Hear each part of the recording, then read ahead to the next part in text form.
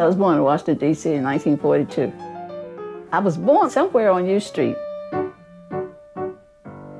It was so much to remember from that time. You just felt euphoria when you was on U Street. There was the Booker T Theater, the Republic Theater, and the Lincoln Theater. And then there was the Howard Theater. And then there was Ben's Chili Bowl. We would go there when I was dating. Bohemian Caverns. I remember my mother saying that she and my daddy went and they saw Pearl Bailey and Duke Ellington. It was so much fun. Oh, gosh, there was so many places that was on U Street. I remember one Friday, my dad had off, and he took us down on U Street, and he told me about Industrial Bank, and he took me in there. He told me that this was the place where I should put my money in, and he said, this is black owned. That day, we went past Lee's, and Mr. Lee, he was standing on the outside, and my dad stopped and talked to him for a few minutes. And Miss Lee, I saw her, and she was just so gracious. And at that time, we went inside Lee's, and I just stood there.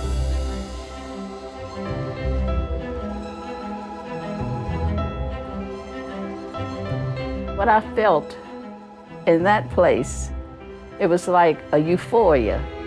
I just like to be surrounded with flowers. They make me feel beautiful. They make me feel very happy. I tell my friends that if they can't give me flowers from Lee's, don't give me nothing. I'm fine without it. And Lee's will see me till the day I die.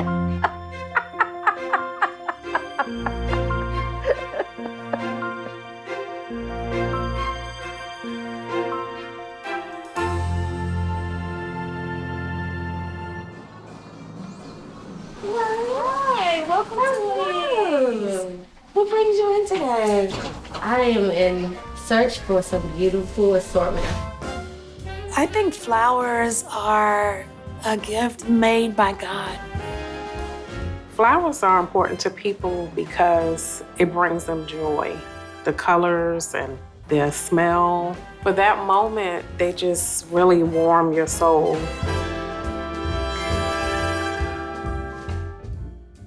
I mean, flower shops are going out of business all the time because you can have your grocery stores that sell flowers and your big box stores. So we're really just proud to have Black-owned, 76-year-old business. I was 12 when I started working here, and I started working in the card shop every summer, and I was making $20 a week. I thought that was something right back then, you know, $20 a week. And I was always crafty and loved to sew. Then I said, well, you know, why don't I just become a florist? Because I already have the floral design side of it from my grandmother and learning from her. And so when I was ready to go to college, I went to school for business at Howard and worked here every day because it's right close by. So I was able to walk here from school. And I learned under the tutelage of my grandmother. She was a great businesswoman. I learned so much from her about being a small business owner. She always said, pay your bills first. Pay all your bills and your taxes. Make sure you pay those and people. And treat everybody the way you want to be treated. And so everybody who walks through that door should get the star treatment. I guess I learned from both of them. My grandparents, they both didn't go to college, but they were able to start this business and had the forethought to buy this building. And we always say, if they didn't buy this building, we wouldn't still be here. When I was 12 years old, I started working here, and I did go and work for corporate America for about 15 years. You know, I thought that I would stay there, really. But then when I realized that my family needed me back in the business, I decided to come on back home and help out with the skills that I learned in corporate America. So when I first started working here, I thought that I couldn't do flowers. I was like, I don't know how to do that. I don't want any parts of that. Let me help in the office. But then one day I just said, let me come out and play with some flowers. And It's kind of like innate. Like I felt like it's something that is in my blood. My grandfather, William Lee, he passed away in 1995. And my grandmother, Winifred Lee, she passed away in 2008. So it was around 2012. My dad was ready to retire. He asked us what we want to do. Do we want to sell the building, cash out, because it's his building, or do we want to keep the business going? And Kristie and I said, we want to keep the business going. We want to keep the legacy going. I love working with my sister. We are like yin and yang. We bounce off of each other. Stacie and I are very different, but we recognize each other's differences and we just work through it. You hear about so many businesses that fail because the family splits up. That's one thing about my dad. He's like a good mediator for us and keeps us together. Oh, I learned all kinds of lessons from my parents. Stick-to-itiveness, putting your best foot forward at all times, getting the job done, no matter what it takes. When I think back on those days, we were so happy up here. You know, this is a family. This whole area, the U Street, 14th Street, 7th Street, was like a community. Even though the city was segregated at that time, you know what I mean? You couldn't go downtown, sit and go to a movie. If you went to a store like Garfinkel's or Heck Company, you could buy stuff, but you couldn't try it on if you're black, right? And so we had our own community up here, like 300 minority-owned businesses. And so it didn't matter that downtown was segregated, you know what I mean, or that we weren't appreciated, because we appreciated each other. I remember black colleges, they would have big football games called like the National Classic, the Capital Classic. The football stadium used to be right there where Howard University Hospital is now. That was called Griffith Stadium. They would have parades up and down U Street. And they would have these cars decorated with flowers, and they would have a queen in the court, you know. And so all of them would have big bouquets of chrysanthemums and whatnot. So my parents would stay up all night pulling that stuff together so that it would be ready for the parade the next day. My dad was born in Malden, Massachusetts, and at 16 years old, he took flight and went out on his own. A friend of his was on the railroad and he got him a job, ended up in Montreal. That's where he met my mom. My dad's brother was the first one in business. He was up on Georgia Avenue, and it was doing so well. They told my dad, why don't you come on and go into business with us? And so he did. But unfortunately, like sisters and brothers, they didn't really get along that well. So he decided to open up his own store. My mom, she was still in Montreal, so he says, well, listen, I'm gonna open a store. Why don't you come on down, go into the store and the business with me? So I don't think either one of them really, if they sat down and decided what they wanted to do, they probably wouldn't say, I want to go into flower business. It just happened that it was there for them and they jumped on it, and, you know, the rest is history. My dad said he borrowed $100 from a funeral director down the street, who's no longer with us either. And then Industrial Bank has always been right here. They developed a relationship. You know, they could go to the bank for loans. And we've always banked with Industrial and probably always will. Industrial Bank supports black-owned businesses because blacks are at the lower level of economic status in this country. That's why we started the bank, to support blacks that couldn't borrow at other institutions and receive financial services, financial advice. The black community needed successful businesses that they could count on, you know, day in and day out. And so for Lee's to be an African-American owned business at 76 years old is a phenomenal accomplishment and worthy to be recognized and honored.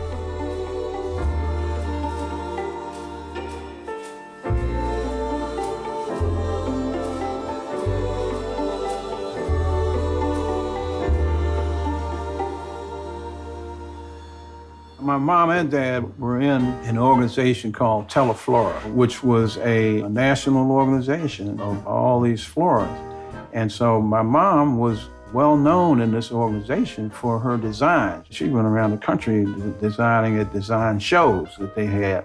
We were one of the very few African-American owned flower shops in Teleflora in the country. The fact that she was in Teleflora, and my dad was the president of the local unit, probably precipitated them being asked to come down to the White House and design flowers. Betty Ford, Gerald Ford's wife, they would need florists, and my mom would be called upon to provide floral arrangements. I think it's the determination that my mom and dad had. It was the determination to make it, you know what I mean? And so my mom and dad both had part-time jobs. My dad was a school bus driver, driving kids in the morning and the afternoon. My mom had a job at the Census Bureau, and they both had these jobs while they were running this flower shop. I was always around sweeping the floor or making a delivery, and that's basically how I got my start. I went to school out of town. When I came back, got married. I got a job in the government at the Peace Corps.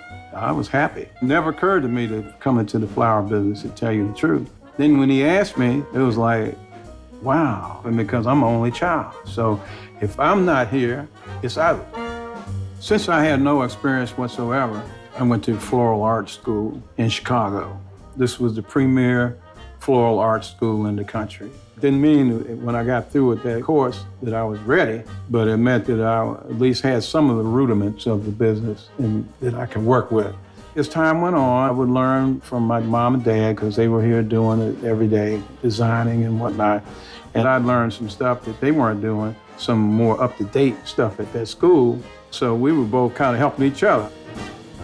And then I was here for 45 years. I worked 45 years here in the flower business.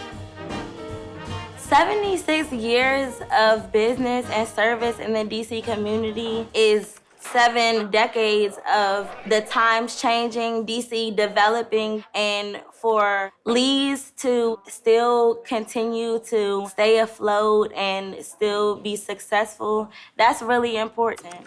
Good evening.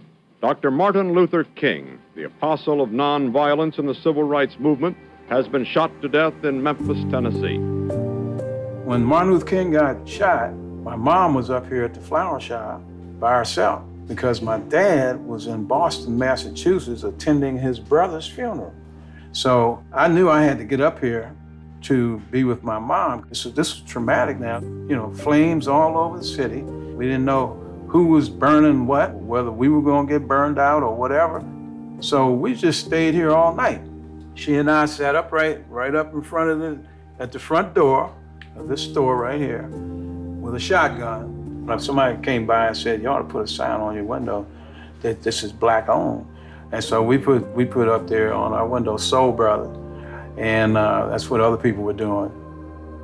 Fortunately, by the grace of God, we made it through all right. We've come through some tough things in this country.